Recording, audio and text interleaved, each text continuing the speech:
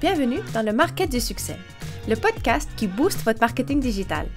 Décryptez les stratégies des leaders et recevez des conseils concrets pour briller en ligne. Abonnez-vous pour passer de la théorie à l'action. Donc, bonjour à tous et bienvenue au Market du succès, podcast de SEMrush. Aujourd'hui, on a la chance, en fait, avec nous d'avoir Mohan Kavesh, le Head of Acquisition Organique chez Deezer. Bonjour, Mohan. Bonjour, Julie. Tu vas bien? Très bien, ouais. Oui. Donc, aujourd'hui, en fait, on va parler d'un sujet assez intéressant qui sont, en fait, les actualisations Google et comment ça peut avoir un impact sur ton trafic. Et après, qu'est-ce qu'on doit faire pour pouvoir récupérer ce trafic, non? Ouais, exactement, c'est ça. Donc, je suis ravi de pouvoir partager ça aujourd'hui dans ce podcast avec toi et de pouvoir relater ça à travers l'expérience que j'ai pu avoir chez Deezer entre 2021 et 2022 notamment. Super. Donc, si tu veux, pour commencer, est-ce que tu peux te présenter à ceux qui ne te connaissent pas? Oui, bien sûr. Donc, du coup, je suis Mohan Kavesh. Ça fait maintenant bientôt 5 ans que je travaille chez Deezer. Ça fait un peu plus de 12 ans aussi que je baigne dans le SEO. Donc j'ai vu ça pas mal évoluer, j'ai vu pas mal de mises à jour d'algorithmes notamment, j'ai travaillé dans pas mal d'entreprises et dans des secteurs différents, que ce soit dans la petite annonce, dans le média, dans l'actualité et maintenant dans le streaming musical, donc aussi avec un background aussi entertainment. Et du coup, chez Deezer, j'ai aussi pris en charge toute la partie acquisition organique, qui inclut non seulement le SEO, mais aussi toute la dimension ASO, donc App Store Optimization, qui s'assure de la visibilité de nos applications dans les stores applicatifs Google Play ou Apple Store, avec pour objectif d'amener des nouveaux utilisateurs à accéder à notre plateforme, découvrir nos services, s'inscrire, subscribe. Donc pas mal d'activations que l'on cherche à faire à travers ces leviers-là pour apporter plus de business, en tout cas, gratuitement. Super, c'est super intéressant. Si jamais, parle-nous un petit peu de la croissance que Deezer a eue dans les dernières années, parce que c'est vrai que Deezer a eu une croissance énorme dans les 5 dernières années, je pourrais dire. Ça a été, si tu veux, parle-nous un petit peu de qu'est-ce qui est arrivé et qu'est-ce qui, en fait, impulsé en fait, cette croissance. Ouais. Alors, Deezer, déjà, ça a été...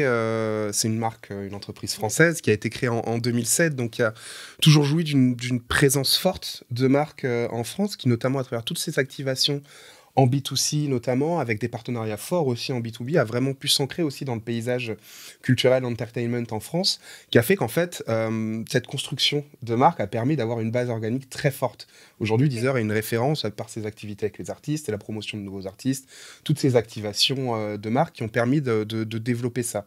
Donc aujourd'hui, par son développement, par le développement de son site, le développement de son application, le lancement de nouvelles features, d'activités ou même de nouveaux contenus exclusifs comme des playlists, même des chansons originales avec des artistes, Deezer a pu vraiment asseoir cette visibilité, cette connexion émotionnelle avec ses utilisateurs. Donc ça fait que d'un point de vue organique, la croissance, elle suit naturellement quand cette marque est présente dans le paysage. Et là-dessus, Deezer a su se développer aussi dans d'autres marchés, notamment en Allemagne et au Brésil, dans lesquels d'autres activations sont mises en place, d'autres partenariats aussi se développent qui permettent de pouvoir se développer de manière organique. Et ce qui permet aussi à l'entreprise d'être vraiment ancrée dans les habitudes des prospects et des consommateurs.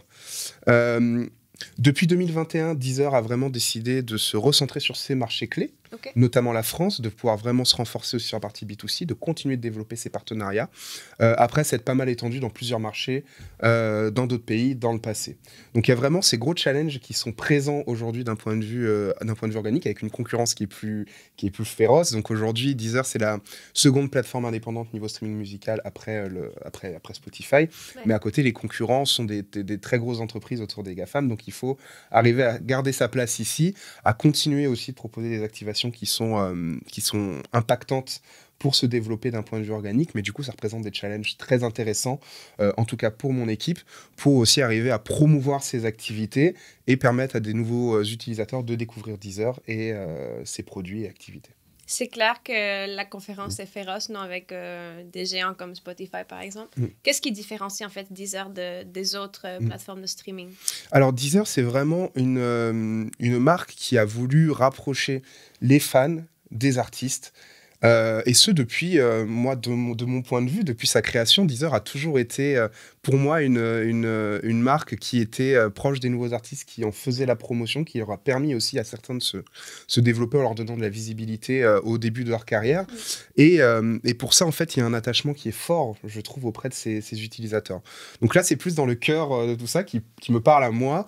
À côté de ça, Deezer a vraiment cette volonté depuis 2 ans maintenant de se différencier à travers toutes les features qui sont proposées sur l'application. Et encore une fois, c'est mon aveu personnel, mais j'y crois énormément.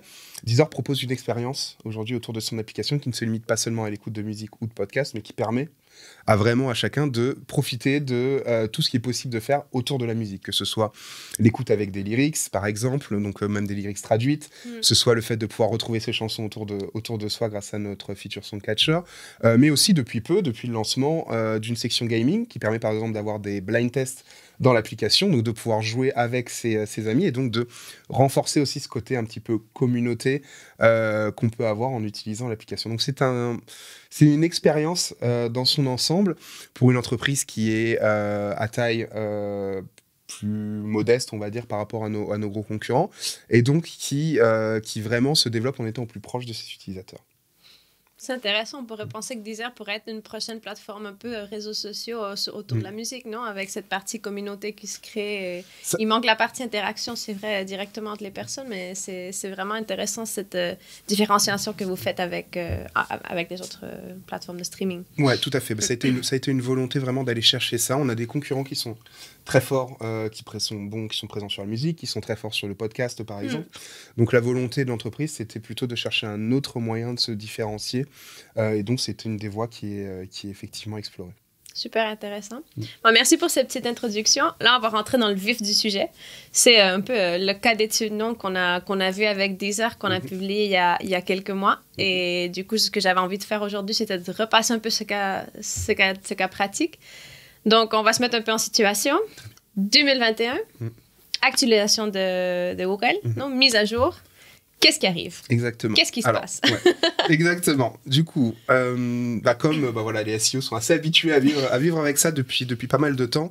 Chaque année, on va dire entre 2-3 fois par an, Google va procéder à une mise à jour importante de son algorithme, qui s'appelle les Core Algorithm Update de Google, qui va vraiment être un moment où l'entreprise va revoir ses résultats, ses classements, pour remettre à jour de manière assez importante les résultats de recherche par rapport au niveau de conformité, de qualité des sites qui sont revus. L'algorithme propose énormément de mises à jour chaque année, mais il y a ces grosses mises à jour qui ont lieu. Donc, qu'est-ce qui se passe un jour? En gros, je n'ai plus exactement la date. En fait, si, je l'ai, mais vers le 21-25 novembre, on va dire. Donc, je regarde. Pour être spécifique. Ouais, voilà, exactement. C'est ce moment où on prend découverte de ça, en fait. Donc, en regardant un petit peu les perfs en début de semaine, je me rends compte que notre trafic, en fait, baisse. Notre trafic SEO. Depuis Google Search Console, donc ce qui tout de suite va me faire me poser des questions sur qu'est-ce qui s'est passé. Donc on regarde un petit peu sur la veille qu'il y a une mise à jour d'algorithme et effectivement du jour au lendemain on perd en visibilité de manière importante. Et donc le premier réflexe c'est ensuite d'aller regarder côté SEMrush, qu'est-ce qui s'est passé au niveau de nos mots-clés, de notre visibilité et de voir que d'un seul coup en fait on a perdu en gros, si je ne me trompe pas, c'est à peu près 27% de mots-clés en France dans le top 3 des résultats Google. Ça représente plusieurs milliers à l'échelle de Deezer. Et du coup, comme vous pouvez l'imaginer, c'est une perte qui aussi s'est imprimée niveau trafic quand on perd de la visibilité sur les mots-clés. Donc l'impact est très fort. Et sur le coup, la première chose à faire, c'est justement d'aller essayer de comprendre ce qui se passe. Donc, chose que je fais déjà, je préviens un petit peu ma hiérarchie de ce qui s'est passé, justement de ma première hypothèse, en tout cas, qui est liée à cette mise à jour d'algorithme, parce qu'on va tout d'abord regarder techniquement s'il n'y a pas eu un souci. Il suffit des fois qu'il y ait une régression technique sur le site, par exemple, ou un effet de bord d'une sortie qui peut faire, et ça m'est déjà arrivé dans mes anciennes expériences, que d'un seul coup, je ne sais pas, notre site n'est plus indexé dans Google, donc on va vérifier ces premières choses-là. Passer ça, une fois qu'on a confirmation de tout ça, on communique là-dessus et on prend un temps d'analyse pour essayer d'identifier où se situe le problème, est-ce qu'il est global sur tout le site, est-ce qu'il touche une partie du site. Et en général, pour une mise à jour de cette ampleur-là, ça va toucher l'intégralité du site. Donc l'idée, c'est d'essayer de comprendre où est la baisse et qu'est-ce qui aujourd'hui a fait que notre site a été déclassé des résultats suite à une mise à jour aussi importante. Donc c'est vraiment ce travail-là qui a été fait. Il y a une chose à savoir là-dessus sur les mises à jour d'algorithmes aussi importantes, c'est que c'est un changement des résultats complet de recherche, et cela arrive, on va dire, tous les 6 mois en gros. Donc renverser la tendance comme ça du jour au lendemain n'est pas possible. L'objectif, c'est acknowledge ce qui s'est passé, prends note de ça, mets en place des mesures correctives pour qu'au prochain revue de l'algorithme, ton site puisse potentiellement retrouver un meilleur ranking, donc une meilleure considération, je l'explique plutôt comme ça, de la part de Google. Donc on a effectué ce travail d'analyse pour identifier où était le souci. Et une chose à préciser, c'est que Deezer, aujourd'hui, notre site, il existe dans 30 langues différentes. Et c'est un catalogue qui propose plus de 100 millions de chansons aujourd'hui, donc des dizaines de millions d'albums, des millions de pages artistes, ce qui représente au final, pour Google, plusieurs milliards de pages à optimiser. Plusieurs milliards de pages auxquelles il n'a pas le temps de tout découvrir. Donc, il y a un enjeu technique qui est très fort là-dessus, qui est que Google, quand il va crawler et découvrir autant de pages que ça, il doit éviter d'avoir beaucoup d'erreurs techniques, des problèmes de temps de chargement. Donc ça, c'est notre premier gros challenge que l'on a là-dessus, c'est quel contenu on lui pousse. Est-ce que les pages se chargent vite? Parce que tout problème qu'on va avoir va l'être à l'échelle de milliards de pages. Donc les impacts peuvent être vraiment très importants. Et le deuxième challenge que ça nous offre, c'est vraiment au niveau du contenu. Donc le fait de proposer des milliards de pages de catalogue, en fait c'est un catalogue, c'est juste un artiste qui propose des chansons, ou un album qui a des chansons, une playlist qui a des chansons, ça ne nous différencie pas de nos concurrents, ça ne nous différencie pas d'une page Wikipédia, ou ça ne nous différencie pas de certains sites d'actualité autour de la musique. Donc, ce que ça amène là-dessus, c'est d'une part un contenu qui peut être très pauvre s'il n'est pas optimisé, et d'autre part même un risque d'avoir des contenus dupliqués. Donc, dans des langues, même des langues différentes, le contenu de la page est à peu près le même, un titre de chanson va être le même souvent dans ces différentes langues. Donc, mon hypothèse, elle est aussi sur cette partie-là, qui était qu'aujourd'hui, on a été impacté par le manque de contenu, et le manque de contenu de qualité qu'on proposait sur notre catalogue, en plus de l'avoir ouvert sur des milliards de pages qui, quand on regarde au niveau des Core Web Vitals, ne répondaient pas aussi pleinement aux attentes de Google là-dessus. Okay. Donc l'un dans l'autre, c'est ici que je me suis dit, ok, on a un souci et il faut qu'on fasse quelque chose. Donc, juste pour résumer un peu, si j'ai bien compris, un des problèmes que vous avez eu, c'est la quantité des pages, le catalogue de Deezer qui a des milliards de pages. On parle du temps de chargement, qui peut impacter, qui peut avoir un effet négatif sur Google. Et ensuite, on parle aussi du contenu dupliqué, non? Exactement. OK. Parfait. Donc là, on s'est rendu compte, il y a un problème. Quelle est la stratégie qui est mise en place? Donc, après avoir reporté au supérieur la situation, après avoir fait l'analyse, quelle a été la stratégie mise en place par Deezer pour remonter ce trafic? Donc, on s'est mis en ordre de marche, donc en investissant beaucoup de temps là-dessus, de la ressource pour nous accompagner, que ce soit de la ressource technique bien entendu, mais de la ressource en interne pour du contenu, pour mettre en place des solutions correctives ou d'amélioration sur le site sur les mois qui ont suivi. Okay. Donc on a attaqué la partie temps de chargement, donc avec des projets très techniques qui allaient pour améliorer, basés sur les Core Web Vitals de Google, les métriques clés pour aller avoir des temps de résultats meilleurs, qui ne bénéficient pas seulement au SEO d'ailleurs, mais à l'expérience utilisateur en général. On a ensuite travaillé vraiment sur la partie technique avec 2 objectifs, donc toujours de travailler l'accessibilité de nos contenus. Donc Google va découvrir notre catalogue. On a travaillé pour lui pousser les contenus qu'on jugeait les plus importants à éviter qu'ils se perdent trop dans ce catalogue qui est immense. Mais utiliser aussi la technique pour améliorer les contenus sur nos pages, notamment les contenus uniques, en développant des modules de rebond qui proposaient un petit peu de contenu. Donc ça nous a amené à travailler avec nos équipes. On a également travaillé avec notre équipe Data Science. Deezer a un algorithme de recommandation qui est très fort, qui est très puissant sur son application.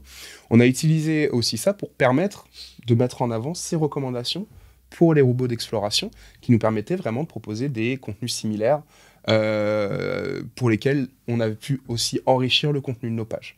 Donc on a retravaillé les templates des pages, on a retravaillé l'accessibilité à certains contenus, donc dans certains types de contenus. Et enfin, on a développé les contenus sur nos pages elles-mêmes, notamment en développant des contenus de biographie sur nos pages d'artistes notamment, qui ont permis d'enrichir en volume très important le contenu de nos pages. Je pense que cette partie-là, entre nous, on sait que le contenu est clé pour Google, et ça c'est depuis que j'ai commencé à faire du SEO que je l'entends, et Google communique là-dessus. Donc c'est vraiment en poussant un contenu unique sur ces pages, un contenu qui est localisé, dans nos langues principales du moins, qu'on a pu, je pense aussi, permettre de faire évoluer les choses dans le bon sens, et qu'on a pu mesurer, même rapidement, des améliorations.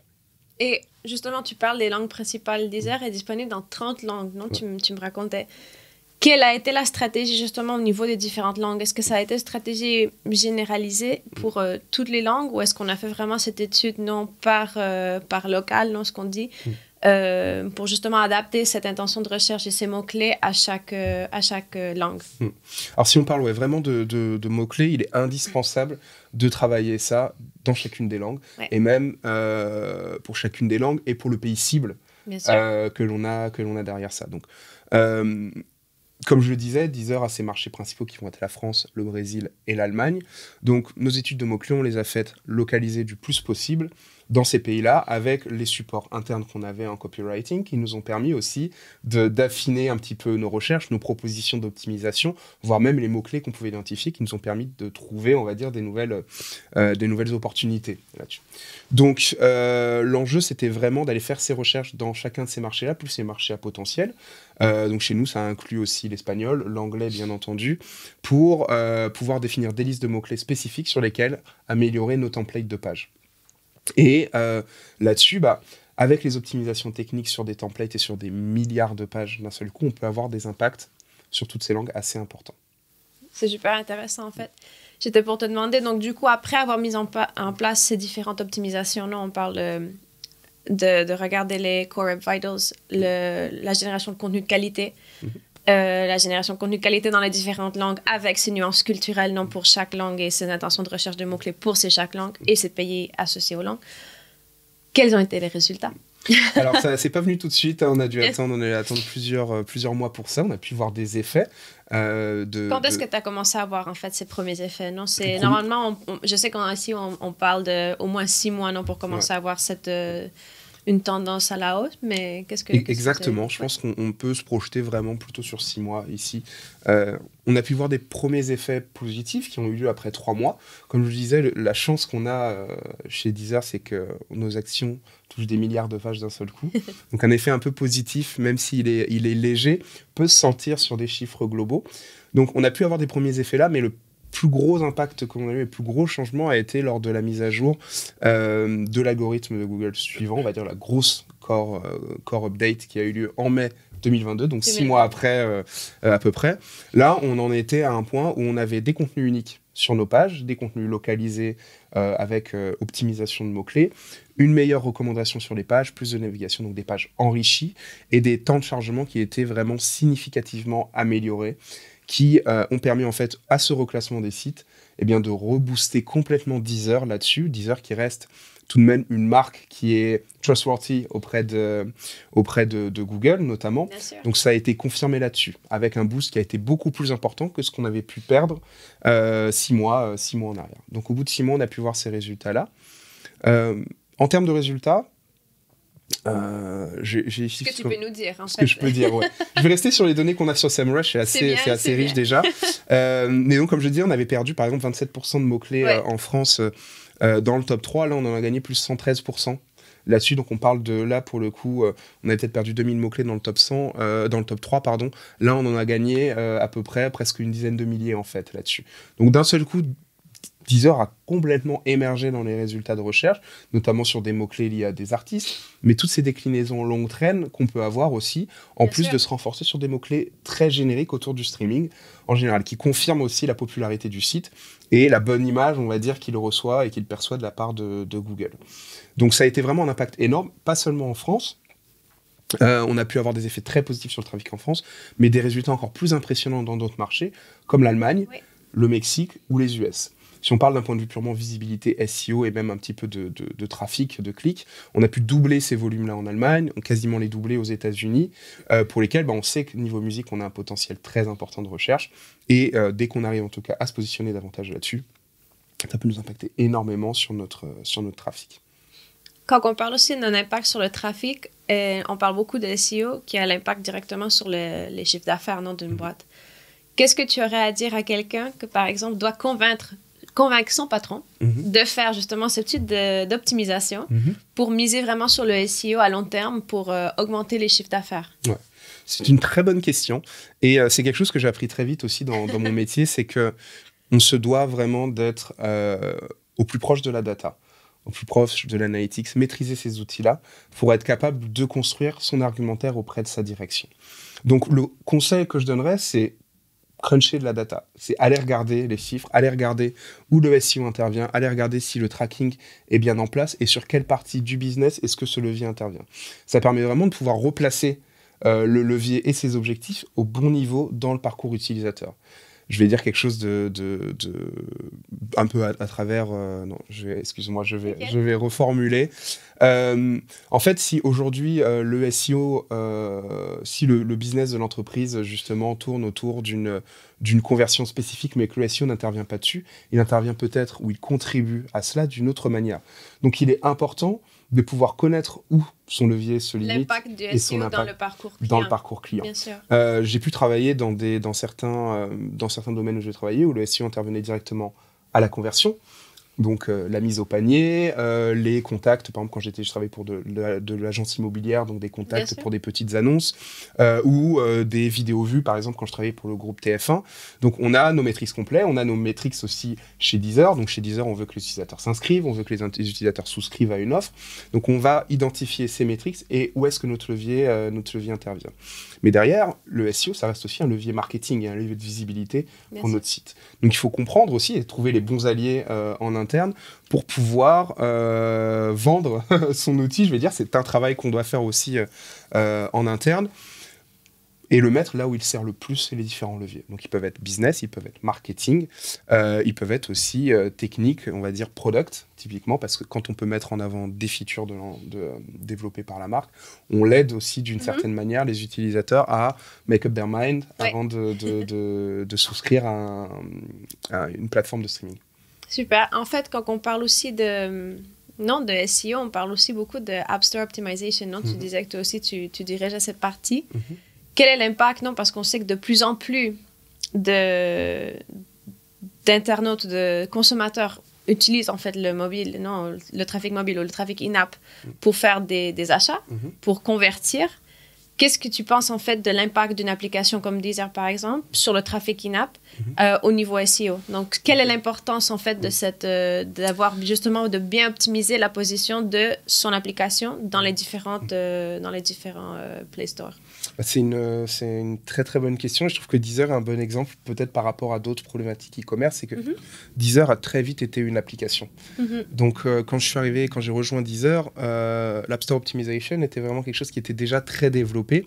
Quand le SEO l'était beaucoup moins, la considération du web était moins importante parce que effectivement le business était drivé par les apps. Donc je reviens en plus du coup sur la question d'avant. C'est vrai que un des enjeux, c'était de montrer l'importance du touchpoint web dans la recherche d'informations, dans la recherche de services, pour pouvoir aussi nourrir ce parcours applicatif. Donc, la présence dans les stores est importante parce qu'on le voit dans les chiffres d'usage, de plus en plus d'utilisateurs font leur recherche directement depuis les stores. On le voit aujourd'hui, les volumes de recherche peuvent baisser sur certaines thématiques parce qu'ils sont aussi reportés plutôt sur la partie applicative. Les usages mobiles le montrent aussi quand on regarde depuis plusieurs années. On a eu peut-être une pause pendant les confinements, on va dire, où les usages allaient plus même sur des téléconnectés, par exemple, ou sur du desktop. Mais ces usages évoluent parce que les styles de vie évoluent là-dessus. Et du coup, les utilisateurs se rabattent davantage sur la recherche d'applications. Pourquoi ? Parce qu'une application, c'est beaucoup plus flexible, ça présente beaucoup plus de fonctionnalités, que ce soit, je veux prendre des exemples d'écoute en ligne, sur la géolocalisation, sur les activations ou de la notification, beaucoup d'avantages qu'on connaît bien, et effectivement, les utilisateurs sont aujourd'hui plus enclins à effectuer des paiements, des achats via leur mobile. Je pense notamment en France. Bien sûr. Donc, il est vraiment clé de pouvoir être visible dans les App Store parce qu'aujourd'hui, les utilisateurs vont naviguer pour rechercher une application. Et c'est énormément d'opportunités, on ne se rend peut-être pas compte aujourd'hui, d'être présent sur des mots-clés, d'être présent en tout cas avec sa vitrine de marque, de montrer vraiment ce que notre produit a à offrir. Parce que derrière, c'est une opportunité en plus de convertir davantage d'utilisateurs à utiliser cette application et à les fidéliser davantage. J'étais pour rajouter justement l'importance de la fidélisation avec les applications parce que même quelqu'un qui utilise déjà l'application Deezer par exemple, le fait d'ouvrir son téléphone tous les jours et de voir cette application, c'est une visibilité énorme pour la marque. Donc c'est aussi une façon, c'est un rappel constant d'une marque. Justement, c'est un impact publicitaire, mais complètement organique, non? C'est une façon justement de faire ce rappel. C'est une façon aussi que les gens se rendent compte, ah ouais, mais je pourrais rentrer chez Deezer et écouter de la musique. Je pourrais justement créer une playlist, non? Ok. Bah ouais, c'est vrai. D'ailleurs, tu me fais me dire que c'est vrai que je regarde très souvent mon écran, par exemple. Je regarde assez souvent. Donc, on est souvent exposé à ces pubs-là. Et des fois, l'envie peut venir. Et puis, derrière, on va recevoir des notifications aussi. On va avoir des habitudes qui vont venir.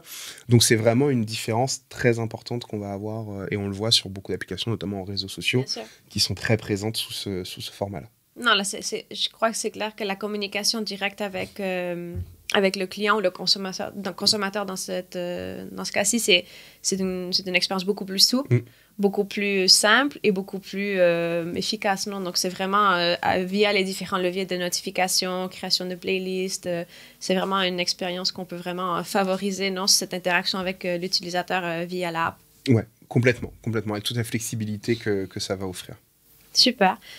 Donc, pour rentrer un peu dans notre dernière partie de l'interview, qui est un peu nous, ce qu'on aime faire dans le podcast Le Market du Succès, c'est un petit guide, step by step, pour aider les différentes personnes à justement appliquer ce dont on a parlé aujourd'hui. Donc, toi, aujourd'hui, si tu devais, si tu dirais une entreprise qui a été affectée par une mise à jour à Google, qu'est-ce que tu leur recommanderais de faire?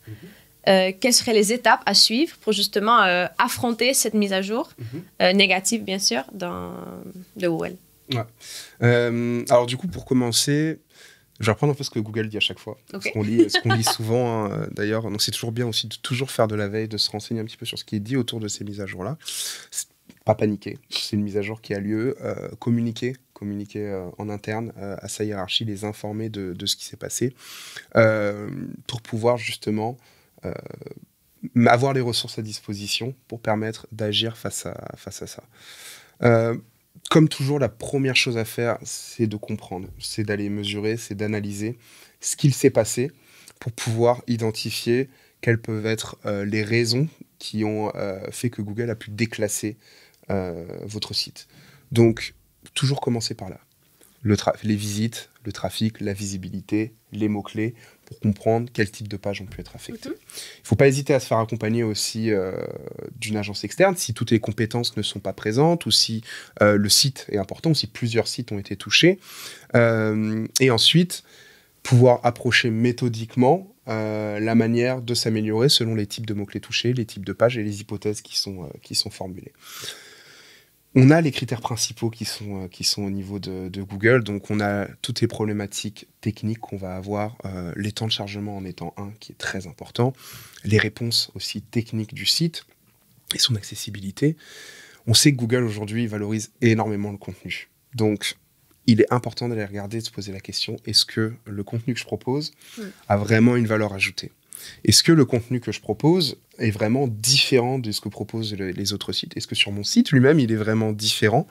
Au-delà de la technique qui est la fondation, le contenu, ça reste le cœur de ce qu'un site propose et de la réponse qui doit être donnée à un utilisateur. Donc, il est important de se pencher énormément là-dessus, de mettre des moyens pour faire des contenus de qualité, si jamais on a été affecté, des contenus uniques, parce que c'est une chose sur laquelle, et ce que je vous recommande, c'est d'aller lire là-dessus.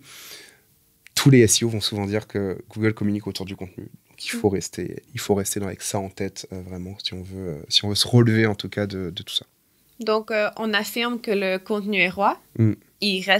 Il est toujours roi. Il va être roi pendant plusieurs années, non? Donc, il va être roi, ouais. Et c'est vrai que c'est une bonne ouverture parce qu'on le voit avec le développement de l'IA et du Search Generative Experience. Au final, Google va vouloir être de plus en plus un moteur de réponse et s'inspirer davantage des contenus qui sont présents sur le web. Donc, je pense que naturellement, c'est quelque chose qui va toujours chercher à offrir davantage de contenu de qualité et de contenu unique aux utilisateurs qui font des requêtes. Donc, dans la logique, ça va continuer d'évoluer dans ce sens-là, je pense. Et là, qu'on parle un peu d'IA, j'avais pas pensé parler d'IA avec toi aujourd'hui, mais je pense que c'est super intéressant. Que penses-tu, en fait, de toute cette adaptation de l'IA dans les entreprises pour la génération de contenu? C'est une très bonne question. Du coup, je ne m'étais pas préparé, mais c'est vrai qu'est-ce que j'en pense pour la génération de contenu? Je trouve que c'est un outil qui est formidable, hein, bien sûr. Je pense que c'est un consensus un peu commun. C'est assez fou comme ça change énormément la manière qu'on peut avoir d'aller chercher du résultat ou chercher de l'information. Moi, j'utilise pour des cas très simples d'usage qui me font gagner du temps, par exemple, on va dire, dans de la génération d'idées, dans des fois même des documents, de la création de documents, de la génération de formules ou du tri d'informations. Pour la génération de contenu, c'est très intéressant comme source d'inspiration, je trouve. Et je pense que ça peut encore une fois nous permettre de gagner énormément de temps, de générer des idées également, et de permettre de pouvoir localiser des choses. Je trouve que j'utilise pas mal aussi pour ça, notamment, et ça peut être assez utile, ce qui aide du coup à donner des idées, mais aussi à orienter des décisions. Ça n'enlève pas, par contre, l'intervention humaine. Et c'est quelque chose sur lequel il ne faut pas qu'on se perde trop, qui peut être plus risqué, même si, d'un point de vue SEO, je pense que les algorithmes sont assez au point pour reconnaître un contenu généré par IA, qui est que ça ne remplacera jamais une main et une patte, et on va dire une réflexion humaine derrière ça, sur la créativité, sur la formulation. On se rend compte, si on va lire 2 textes IA sur une même thématique, ils se ressemblent. On va le déterminer nous-mêmes. Donc, il faut se poser la question de est-ce que vraiment ces textes aura une valeur ajoutée? Si je propose un produit nouveau, est-ce que ça aura vraiment une valeur ajoutée de faire ces textes par IA? Alors, je propose quelque chose qui est complètement nouveau et que j'ai la connaissance et que je peux la partager. Donc, il faut toujours un petit peu se poser la question. L'IA peut être un superbe outil pour du format, mais pour le fond, ça ne remplacera jamais tout ça. C'est intéressant parce qu'il y a beaucoup de monde qui parle un peu de transformation radicale du paysage numérique grâce à l'IA. Tu l'as déjà dit, en fait. Ça ne va pas remplacer les personnes. En fait, ce qu'on voit, c'est plus une tendance à transformer les rôles. Donc, c'est des personnes, au lieu d'avoir des personnes qui vont écrire, c'est des gens qui vont créer des prompts. C'est des gens qui vont créer des prompts pour ensuite pouvoir adapter ces contenus avec un humain, non, avec une personne derrière ces contenus. Ouais. Donc, c'est vraiment une façon d'optimiser des processus de travail pour peut-être créer plus de contenu. Non? Donc, est-ce que tu penses que cette création, justement, il va y avoir un peu une surcharge de création de contenu? Est-ce que tu penses que ça va saturer un peu ce que nous, on va voir quand on consulte en fait sur Google les différentes réponses qu'on pourrait avoir? Ouais. Qu'est-ce que tu en penses? Alors ouais, c'est vrai que c'est un très bon point. C'est vrai que là, ma première réponse était vraiment orientée autour du contenu textuel, autour du SEO notamment, mais ces contenus-là peuvent se développer sous plein d'autres formats. Ils vont être vraiment une aide énorme aussi, par exemple pour des applications, pour de la réponse, on va dire, ou de la discussion. Du coup, ça va vraiment pouvoir peut-être changer certaines habitudes, je pense, de consommation de contenu, et permettre, oui, de surdévelopper la production à grande échelle de contenu. Là, je pense notamment au contenu vidéo, au format d'image aussi. Il va être vraiment très simple de pouvoir créer des contenus vidéo, de les localiser, de les diffuser aussi derrière. Ça va changer des choses sur le bombardement de contenu qu'on va avoir, donc ça va être un beau challenge pour les moteurs de recherche pour se servir sur les bons contenus. À côté, c'est vrai que, comme tu le dis, au niveau des métiers aussi, ça va rester un outil de production qui va être effectivement, avant ça, drivé par des humains, en fait, dans les prompts qui sont faits, qui vont permettre, après, de générer ces contenus at scale. Donc, ça va changer certaines habitudes. Est-ce que ça va vraiment complètement changer notre manière de consommer. Je suis un peu plus mitigé là-dessus. Je pense qu'il y a déjà une retombée un petit peu là-dessus, parce que je pense qu'il n'y a pas encore énormément d'applications, mais qui vont arriver. Bien sûr, ça fait pas si longtemps que ça que c'est présent, on va dire, de manière un peu grand public. Pour l'instant, je suis encore un peu plus mitigé, dans le sens où je pense pas que ça va changer complètement ma manière de rechercher, mais ça devrait, je pense, d'un point de vue SEO, changer la manière dont on doit penser le contenu qu'on fait. Bien sûr. Et d'une certaine manière, je me demande le contenu qu'on fait autour de notre marque, par exemple, parce que si demain les moteurs de recherche vont servir n'importe où sur le web, ils peuvent se servir peut-être sur des contenus qui ne sont pas générés par nous-mêmes, en variant les formats de contenu derrière. Derrière, à voir jusqu'à quel niveau est-ce que ça pourra aller sur la manière dont on pense nos sites web, d'un point de vue technique ou d'un point de vue contenu. Mais ça, je pense qu'il faut aujourd'hui creuser, il faut attendre un petit peu avant d'en avoir la réponse. En fait, moi, ce que je retiens de ça, en fait, c'est l'importance de la création de contenu de qualité, non? Donc, peu importe où les transformations vont arriver, donc ce qu'on va avoir dans cette transformation, c'est le contenu on doit toujours miser sur un contenu de qualité avant de miser sur la quantité de contenu, non? Ouais, donc, je suis complètement d'accord avec toi, et peut-être que je suis très naïf encore là-dessus, mais je garde cette idée-là, et donc j'ai toujours, depuis quelques années, j'ai toujours suivi la partie SEO sur la base des recommandations de Google, et c'est des choses qui ont toujours payé. Le contenu de qualité, le contenu unique, ça restera toujours quelque chose d'important. Il reste clé de pouvoir aussi garder, je pense, de plus en plus une cohérence dans ce que l'on fait vis-à-vis de notre marque, vis-à-vis des autres leviers, pour rester toujours sur une même ligne directrice. Et là, je dis ça parce que de plus en plus, ces contenus vidéo sont de plus en plus présents. Les contenus textes le sont peut-être un petit peu moins. Si demain, on n'a pas une identité de marque qui se traduit dans les deux, nos utilisateurs vont être perdus derrière. Donc, je pense que si on maximise tout ça, on aura encore plus de signaux positifs auprès de Google et des autres moteurs de recherche. Super intéressant. Donc, on arrive un peu à la fin de notre interview. Avant de terminer, on parle de musique. Donc, j'aimerais bien te demander, non? C'est quoi ta musique préférée? Ton genre de musique préférée? Je suis très branché musique métal, moi. Ah ouais? Okay. Depuis pas mal d'années. Okay. En plus de ça, je suis un gros collectionneur de CD. Donc, wow. J'ai le streaming, je n'écoute pas Deezer tout le temps. J'aime aussi bien consommer, en tout cas, la partie physique. Donc, un gros fan de musique métal, rock. Après, chez Deezer, on a la chance de baigner dans un univers musical très large. Donc, on en apprend énormément sur d'autres genres, que ce soit sur l'électro, même sur le rap aussi. Donc, ça reste quelque chose d'assez... une expérience assez variée. Mais je mets quand même mes petites habitudes et mes petits amours, on va dire, là-dedans. Super. Et dernière question, la dernière chanson que tu as écoutée? La dernière chanson que j'ai écoutée, alors en venant au bureau ce matin, j'ai écouté du Daft Punk. Ok, wow. Et le matin, c'est un peu moins agressif que le métal, donc pour se réveiller, ça reste toujours sympa. Et puis bon, c'est intemporel, donc j'ai écouté ça ce matin. Super, merci beaucoup Mohan de m'avoir accueilli en fait dans le bureau de Deezer pour cette interview et merci beaucoup et on se reparlera bientôt, j'espère. Avec grand plaisir. En tout cas, un grand merci, Julie, pour organiser ces podcasts et pour pouvoir penser à moi pour cette interview. Merci, à la prochaine. À la prochaine.